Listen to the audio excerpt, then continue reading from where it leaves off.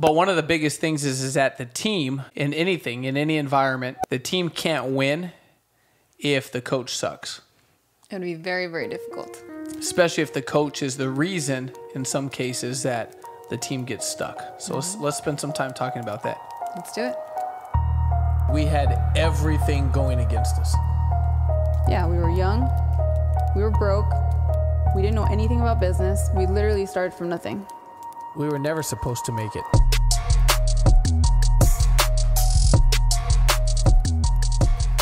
Okay, so what does it mean the team can't win if the coach sucks? Like, what does it mean? What does it look like in business to suck? What does that mean? And the first thing that pops into my head is that you're just not working. Okay.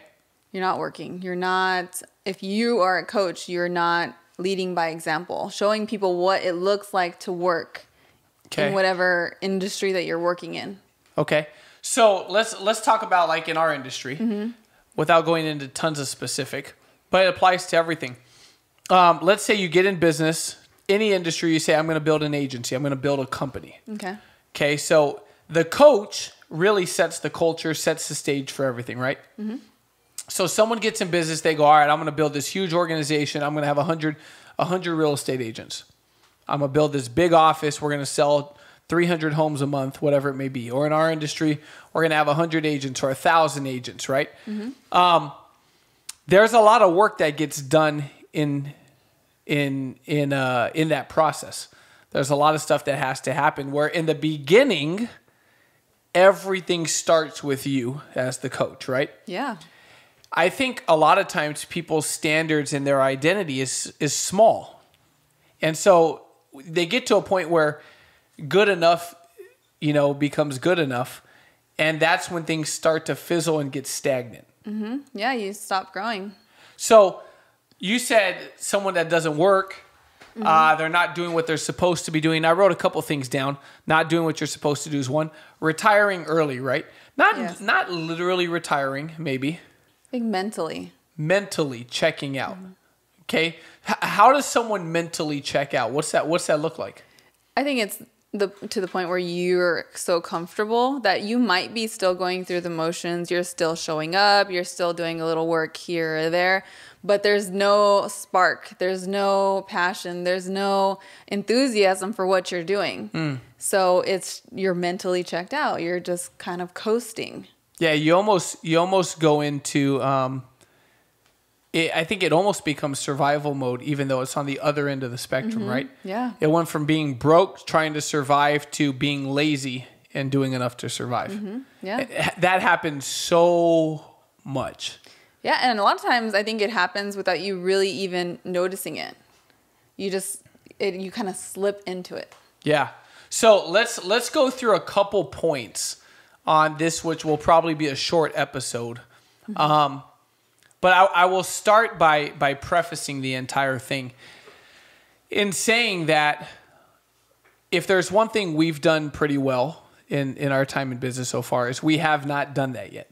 We have not gotten to the point where we kind of checked out.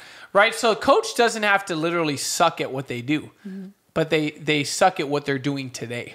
Yeah. Yeah, so it doesn't have anything to do with talent or even necessarily with your skill sets. I think it's more the mentality behind it. The drive, right? The drive, the hunger, work ethic, yes. The hunger, right? You're the captain of the ship and you're not captaining shit, right? Yeah. Right? So you're just sitting back and pointing the finger, "Hey, good job. Great job, champion. You're awesome. Oh, cool. Hey, you have some appointments for me?" Right? And then what ends up happening is like the morale, the fire that comes from the coach, the fire that comes from captain isn't there anymore. And now we're relying on little spot fires from other people to try to build a company, and then we kind of plateau. Yeah. I bet you some of you guys can relate to that. So let's go through a couple things. In order for coach not to suck, what has to happen? Let's give a couple points. Yeah, the first one is that you can't stop doing what got you there. Okay, what does that mean? I think that's the point where you slip in. It means that the the amount of, let's say, amount of appointments that you're running, the people who you're talking to, basically all the things that you were feeding into your business that were giving it that energy, that personality, that drive, you have to keep doing them. You can't stop because you're like, hey, like things feel like they're moving on their own now. So I'm going to start pulling back and let it roll. You could do that someday. Yeah, someday. That's the goal. That is the ultimate goal, is to not have to do the work forever, right? But what is that someday? I think that someday is different for everybody. Yes. But I think most of the time it happens too soon. In fact, I would even make a case that the people that are in a position in most cases where they could justify coasting are the ones that don't ever coast. Mm-hmm. Right? The people that got that big, they continue to light a fire, right? Mm-hmm. That's why they're there. Versus, in the traditional business world, there's different businesses, right? I'm going to build something to last, or I'm going to build something to sell. And the build to sell, you put a lot less worry into the longevity, right? Because you're just trying to build it enough to sell it. Yeah. So everything in place is maybe different than someone who's building something to last. But I think some of us, we do this quick, we're making more money than we've ever made in our life. Or, we're doing better than we've ever done before. And then just, right? Yeah. And the stuff that got the business off the ground to begin with, we stop doing once we have enough to kind of go, oh man, I'm good. Yeah, like I'm comfortable. I'm surviving. I don't have to worry about this or that. So don't stop doing what got you there. So that means whatever fundamentals actually got you some momentum, like literally what got you off the ground. If it got you off the ground, it'll get you all the way to the moon if you keep doing it. Mm-hmm. Okay, number 2, don't let your team be better than you. Don't let your team beat you. What do we mean by that? I think it's... Because the goal is to have people working with you that are better than you. So we don't literally mean that. Right. Yeah. But we mean what? Meaning that you have to show up and you have to do the work and you have to get the results.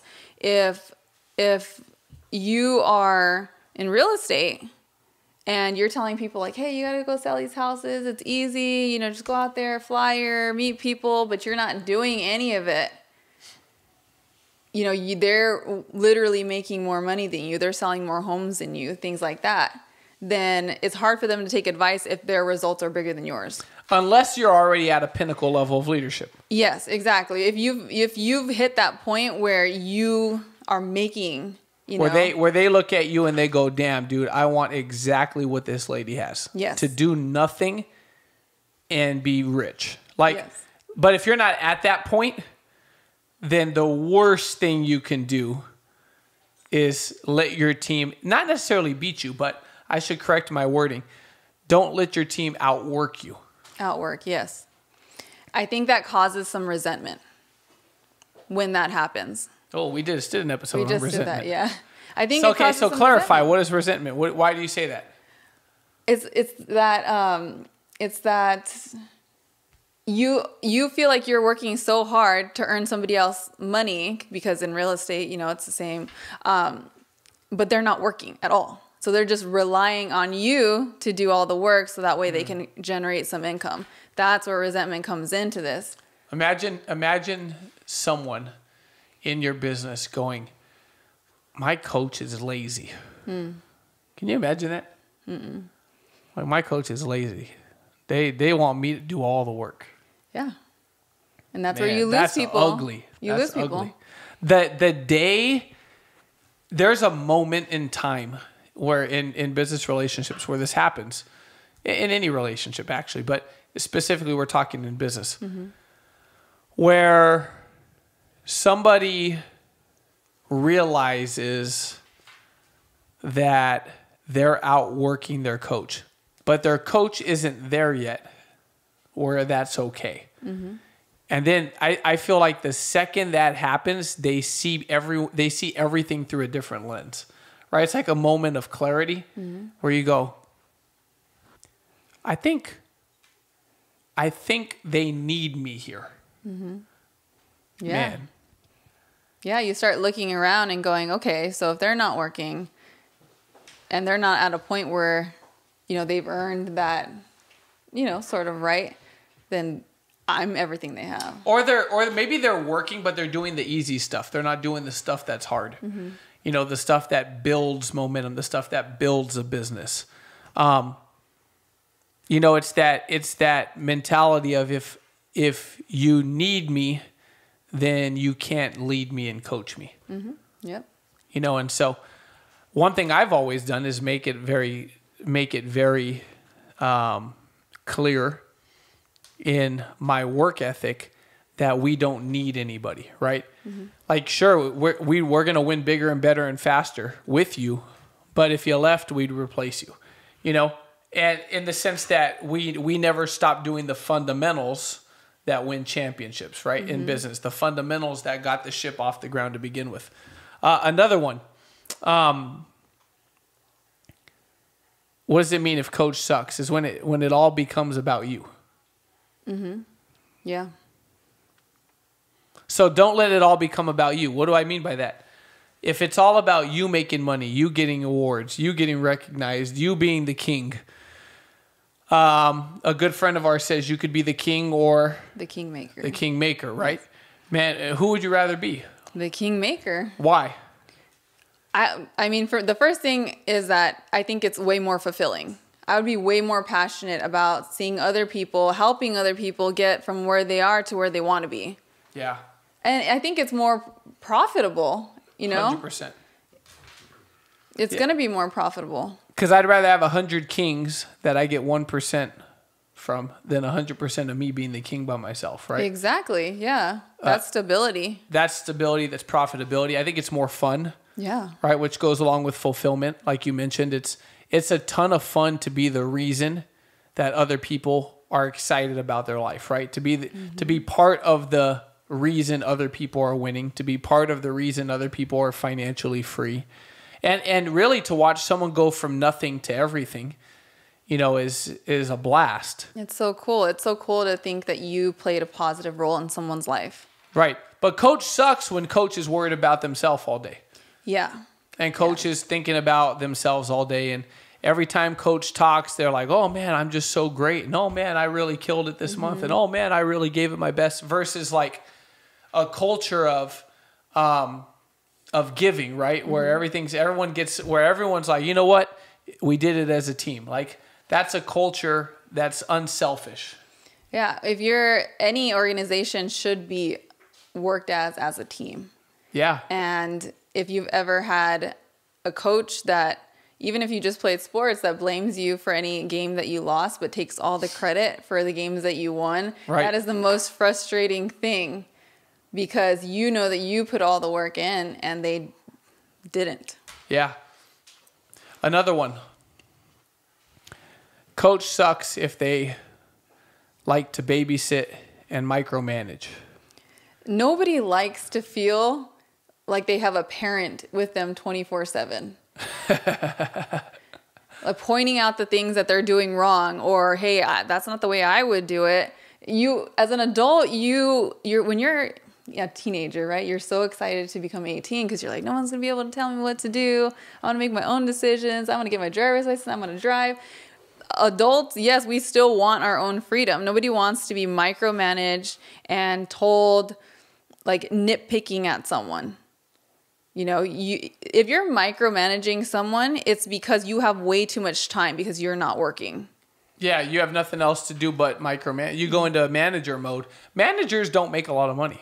Leaders make money. Yeah. Managers are paid to babysit. Yes.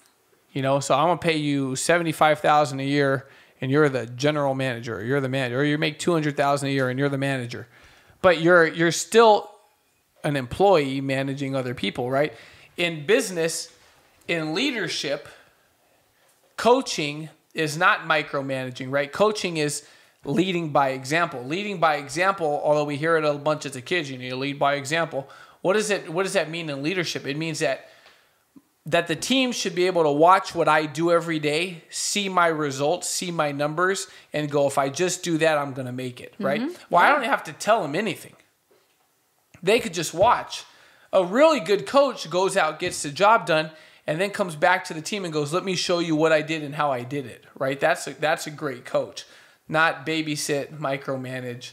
Yeah. And sometimes people do that because it gives them a feeling of relevance. Mm-hmm. Yeah. Oh, we're going to hit some people in the heart right now. Significance. Yeah. Okay. What do I mean by that? Why do people do it sometimes? Because it makes them the feeling of needing to be needed. Yeah, they want to piggyback on someone's success. They want to be the person who says like, oh yeah, I coached them. I told them how to do this, blah, blah, blah, blah. But not, which is a good thing and a bad thing, right? So it's just that feeling that you just need to be important. But you could get that feeling by going out and kicking a lot of ass yourself. Yeah. Yeah. If you're working and you're getting results and you're, seeing success, people are going to want your advice. They're going to want your feedback. Right. Because you're working, but nobody wants to hear from you if you're just 0, 0, 0 doing nothing and just micromanaging people it's not fun. It doesn't sound like fun. It doesn't look like fun. The 5 levels of leadership are position, right, which is very weak. Mm-hmm. It's like, oh, you're my boss. Right. You're my parent. You're my upline. Mm-hmm. You're my manager. You're my whatever, right? And then relationship. So that means like I actually like you, so I listen to you a little bit. And then after that comes production, right? So production is where like real leadership, you gotta, that's where it starts, right? Like people who want to be significant so bad, but then like they suck. Why? Because they don't do anything.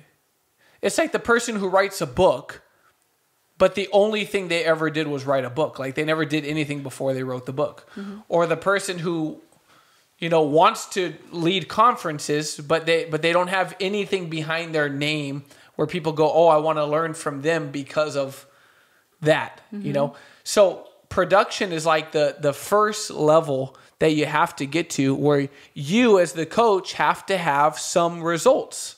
Yeah. You have to prove that you are good. Mm-hmm. And you don't prove that in words. It's all action. You prove that in action and consistency in numbers, right? And then the next level of leadership is reproduction, right? Which is like duplication, mm-hmm. which is I could teach other people how to do what I've done, mm-hmm. right? And so we start to develop, and you could see it in the business and you could see it in life because there are other people whose lives are better and are better at what they do because they get coached by that person. And then pinnacle level of leadership is where I respect you because of who you are and everything beneath it, right? Mm-hmm. And so babysitting is not production, and it's not reproduction, and it's not a pinnacle level of leadership. Babysitting is position level leadership. It's the lowest level. Yeah. It's just pure, it's not even management, it's babysitting. Yeah, and again, people resent that. And they resent that, 100%. Last thing. Hopefully I think there's some good value in this. I think the coach sucks when coach stops growing. Yes, and it's very, very obvious when your coach stops growing. How is it obvious? I think it's even in just the conversations. When you are working and you're getting results, you have a lot to talk about. If you're training, you have things to train on. In conversations, you have feedback to give because you are on your A game. Mm. But when you're not, that's when it becomes hard to coach people. That's when it becomes hard to train people. You're struggling because you're not doing the things that you used to do. Right. Or things that you never did. That you've never. You're out of touch. You're out of touch now. Out of sync, right? You're literally reality is not even. When you got people on your team that are hungry and they're after it and they're grinding, and then they have questions and you can't relate. Yeah. And you're trying to think of things you used to do or you used to pretend to do, mm-hmm. right? And you're not actually in the game. Man, it's hard. It's really hard to coach people. It is. It's really hard. And it's hard to get coaching from someone who you're like, man, you guys just, the minute someone goes, I actually think I'm better than my coach. Mm-hmm. Now, the student should become better than the teacher. But respect is what leadership is. Yes. And I think people go into business with people who they like and they respect. And people continue to follow people who they respect. Mm-hmm. Right? And they don't even have to like them at that point anymore. They got to respect them. I got to go, you know what? You know, there's one thing you can't say about that person is that they don't freaking grind. Like, they don't work. Mm-hmm. They don't do what they're supposed to do. Like, maybe I don't like them. Maybe I don't like the way they communicate sometimes. But damn, they're good at what they do. Yeah. And they get the freaking job done. Yeah. You can't take that from someone. And if you're a coach, here's what I would tell you. Don't suck. Don't be a crappy coach. No, you got to make sure that you are on your A game if you are planning on building any sort of organization.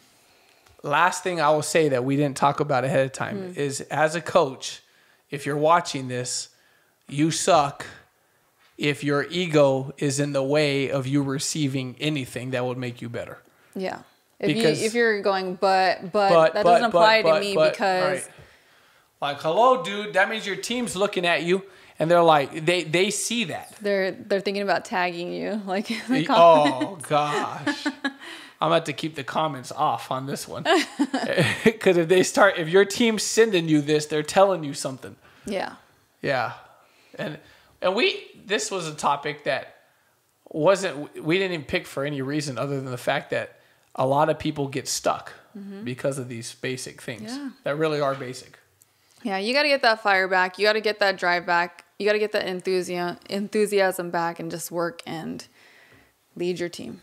Yeah, thank you guys for all the support. Our last episode on resentment was our best per views and thumbs up on YouTube, which was over 20,000. And I think a lot of people took action after listening to that. Yeah, yeah. Nobody called and apologized to me for anything. Me either, so but, it's okay. No, I love it. And so thank you guys for that. Anyways, we're done and we're out. All right, bye guys. All right.